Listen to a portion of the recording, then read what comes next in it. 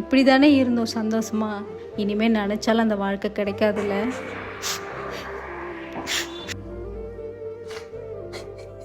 மா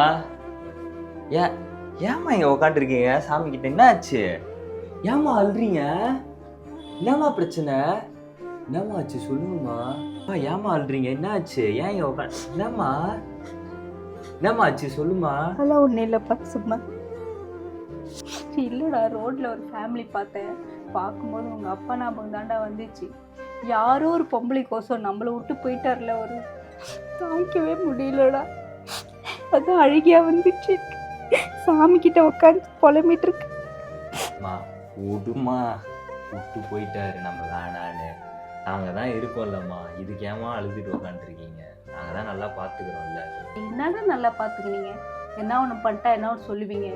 டேய், அந்த ஆள் இருக்கிற வரைக்கும் நல்லா தாண்டா பார்த்துக்கலாம். என்ன சும்மா சொல்லக்கூடாதுடா, தெரியுமா?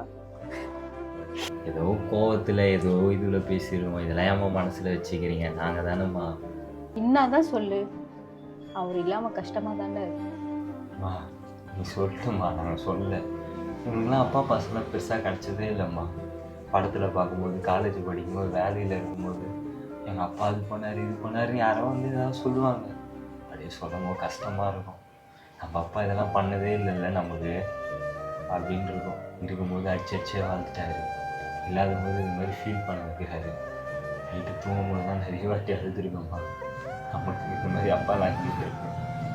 நம்ம மாமாவை எடுத்துக்கோ, அந்த குழந்தைங்களுக்கு அவர் எவ்வளோ பண்ணுறாரு அவங்க பசங்களுக்கு. அப்பா ஒரு பர்சன்டேஜ் கூட பண்ணதே இல்லை. ஐயோ வலிச்சு சொன்னதில்லை, நீ ஃபீல் பண்ண போகிறேங்க. டே ஏதோ ரோட்டில் பார்த்தேன்டா, அதனால தான் கொஞ்சம் ஃபீலிங்காக இருந்துச்சு. மற்றபடி வேற ஒன்றும் இல்லைண்ணா. நீங்கள் பார்த்துக்கிற மாதிரிலாம் யாரும் பார்த்துக்க மாட்டாங்க. வாடா போகலாம், நம்ம 3 பேர் தான்டா எப்போவுமே.